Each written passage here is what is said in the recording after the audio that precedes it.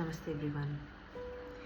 Today I'm going to talk about how as a modern woman can we take care of ourselves spiritually and emotionally.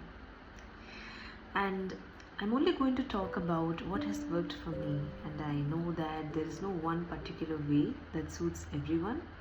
This is what suited me, and perhaps by sharing this it might inspire some other people to also try them out. Okay, so as we know, in the modern world, in this modern time, everyone is running around a lot.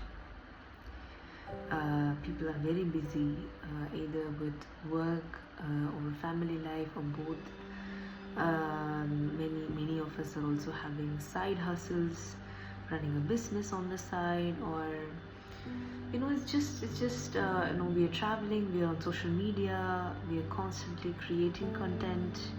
Even if we're not creating content about a specific topic, we're talking about our day in the form of vlogs, so on and so forth. There is also a lot of loneliness in this day and age. There is a lot of identity crisis. It's just very hard, apart from all the crimes and the wars and all these things. As an average human being, it is not it's become more complicated, I would say, to live in this day and age. And as a result, especially for women, I say that because generalizing a bit here, women tend to be more of a multitaskers. We have a lot of it's just as we are so good at it. We multitask a lot, we do so many things, and some people out of compulsion, others find a lot of joy in engaging themselves in various ways throughout the day. Busyness aside, we're also very we can be very emotionally occupied because of the busyness, and sometimes not because of the busyness. We tend to think about so many things because we also have good emotional intelligence as women. We are more perceptive, we can be more empathetic, and because of the attention to detail, we also tend to worry about things a lot. We tend to overanalyze things sometimes. Anybody is, but my experience as a woman, I think women tend to have a bit more of a complicated internal dialogue. So it's important to take care of ourselves, especially spiritually, because we are spirits having the human experience. At least I believe that. And the spiritual traditions that I believe in agree with that worldview. So let me just get straight to it. There are 4 things that I think, 4 containers I would say, that would help, that has helped me, and that could possibly help people out there. Number 1 is bhakti. And now bhakti is translated as devotion. Okay, so it doesn't have to be about religion at all. I believe, and the way I interpret this is that you can have a certain faith or religion, and you can do certain rituals, because rituals anchor us to the present, and it puts a system in place. Sometimes when things get really chaotic, or when things feel hopeless, or you feel like there is no structure to your day, you're just all over the place, certain systems or rituals can ground you.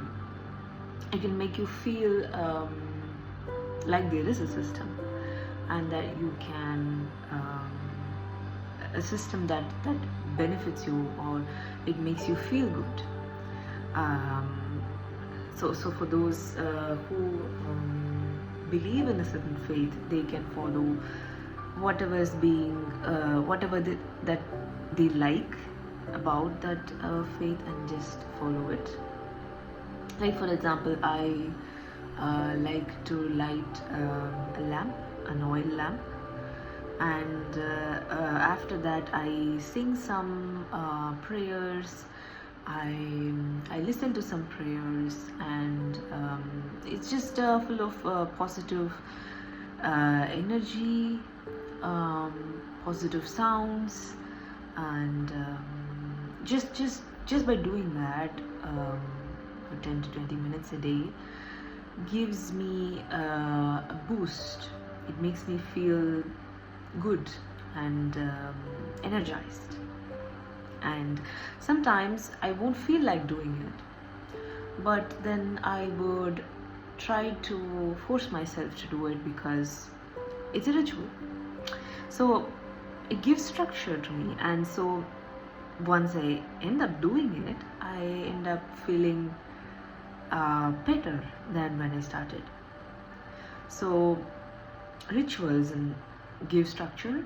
Rituals also help us anchor to the present moment, help us anchor to what really matters, or if nothing, at least gives us a certain positive vibration to energize ourselves, to refuel our tanks, so to speak. So even if you don't have a faith, you don't follow a particular system of spiritual tradition, doesn't matter.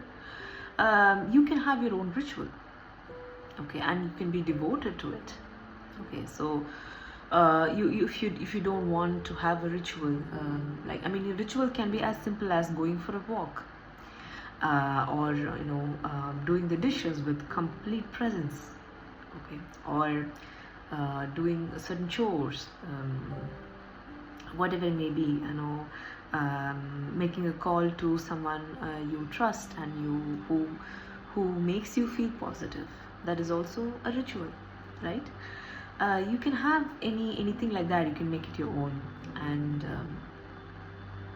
but whatever you choose, it has to be something that energizes you. It has to be something that fuels you, and you have to be devoted to it. Meaning, you have to, on some days, even if you don't feel like doing it, you do it, because you know that at the end of it you would feel much better. It's like an accountability partner, right? And next is Atma Vichara. So Atma Vichara in Sanskrit means self-inquiry. Okay, so now why did I bring in this particular concept is that, as I said, life is very complicated. We meet so many people, we have so many relationships, different kinds of relationships, familial relationships, romantic relationships, friendships, or acquaintances, neighbors, colleagues, and wherever there are many relationships, there can be a lot of drama, right? Sometimes it would give you a lot of self-doubt. Sometimes you would question your own abilities, you question your own worth, because of the drama in the relationships. And it is very human to experience all of this. There's no shame in that. But sometimes asking ourselves, spending a few minutes and asking ourselves, what is the most important thing here? Who am I?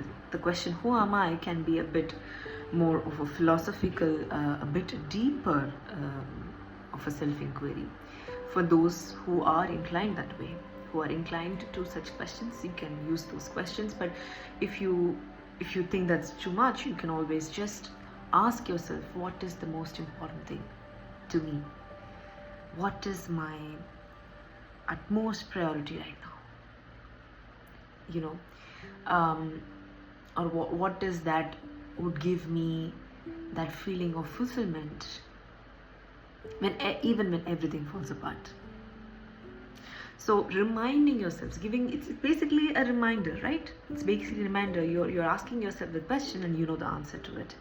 Or sometimes you're just too busy with your mental chatter that the answer may not have presented itself until you ask that question to yourself in that moment.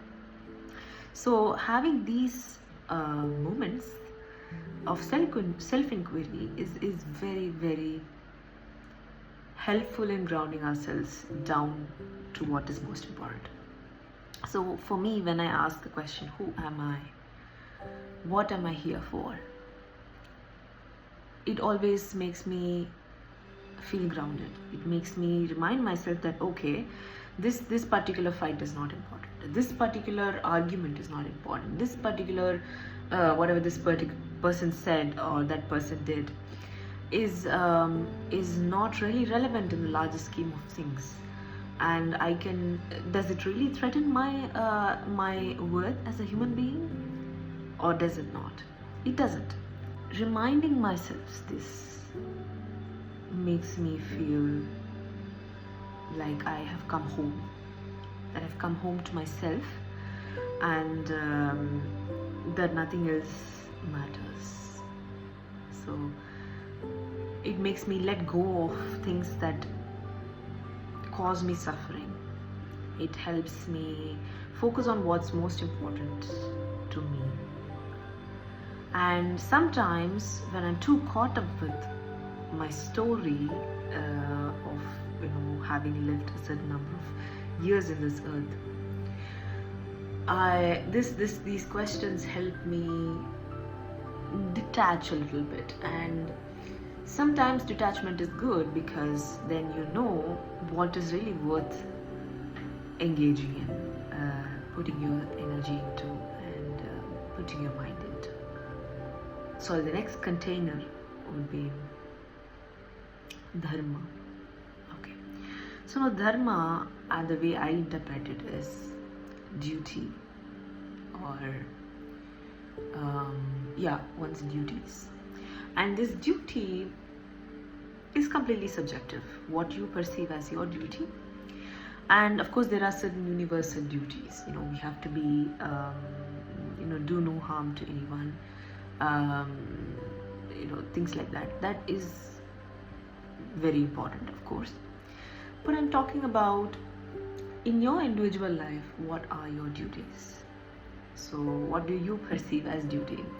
So it could be your career, right? What you are doing for work, what do you get money out of, or even if you don't earn a lot, even if you don't earn anything, what is it that are your tasks that you are responsible for?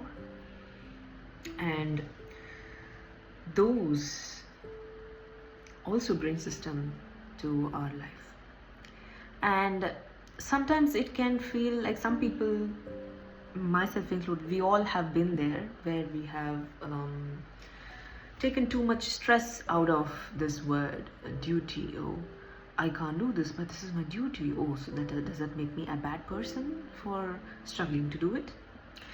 Well, we all have these phases of struggling to rise up to a challenge. But sometimes challenge is what drives us. It helps us find an area to channel our most precious energy and thought. And sometimes there are challenges in those duties, but we commit to it, and we accept that we are responsible for it. And when we do it, we feel purposeful. So this is especially really good for those days where you feel purposeless. sometimes we can feel that, especially if what we started out to do didn't pan out well or pan out the way we hoped, can lead to disappointments and then self-doubt. So in those scenarios, we give ourselves grace. That is very important. We give ourselves grace and learn from our mistakes and optimize, constantly optimize. There is no limit as to how many times you can optimize a process. Okay, so duties. So duty, look on to your duty, and you know that when you do your duty, you're doing your best. So this feeling of doing your best, of feeling purposeful, that I have done my duty, I am doing my duty, I'm doing my duty as a human being in this society, in this community, small or large, that makes one feel really good, and that is also worth holding on to as a concept in our life. Okay. And the last container that I would say is sadhana. Now, sadhana means spiritual practice. So whatever that means for you, whatever form of spiritual practice you do, either you do mindfulness, you do yoga, you do qigong, reiki, the Native American traditions, whatever they follow. There are just so many. Even if you don't belong to the any of these traditions, or you don't believe in any of these traditions, you can have your own tradition of cooking. Like some people like cooking. Cooking is they see cooking as an art, as a spiritual practice. So art is a beautiful spiritual practice. So painting, singing, dancing, moving, so many different ways of self-expression that actually makes you very present in the moment. You have that present moment awareness, whichever makes you do that, whichever makes you feel in the present, where you feel the time has flown by, the flow state, as some people call it. You feel like you get lost in that, and it should not be draining. Okay, so some people get lost in their work, but it can also be draining. Those kinds of work is not what I'm talking about. So spiritual practice is always meant to energize you. It's always meant to replenish you and calm you, and basically give you a rest.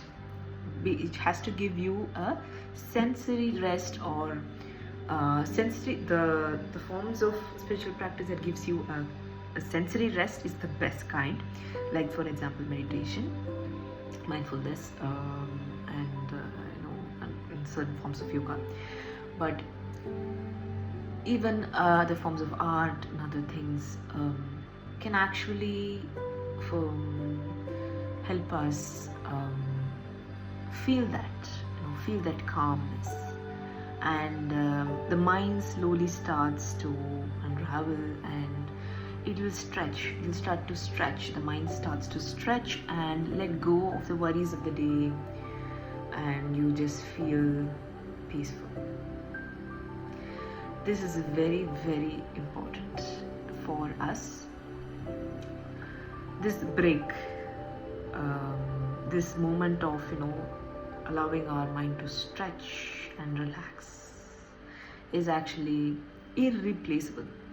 In any form you can do it, but you have to I would recommend that you do it, because it's life-changing. It would not, nothing else can replace it.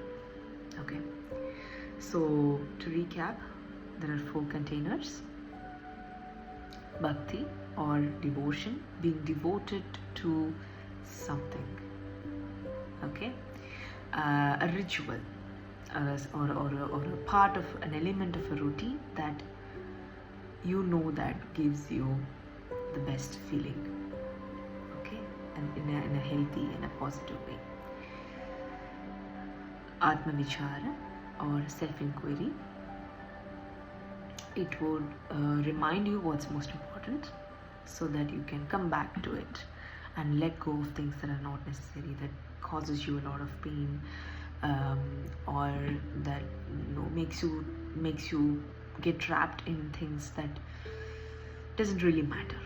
Okay. And then dharma or duty. So focusing on whatever is your duty, the bare minimum, the most important, makes you feel purposeful, and it gives you a wonderful feeling of having done your best. And sadhana, spiritual practice.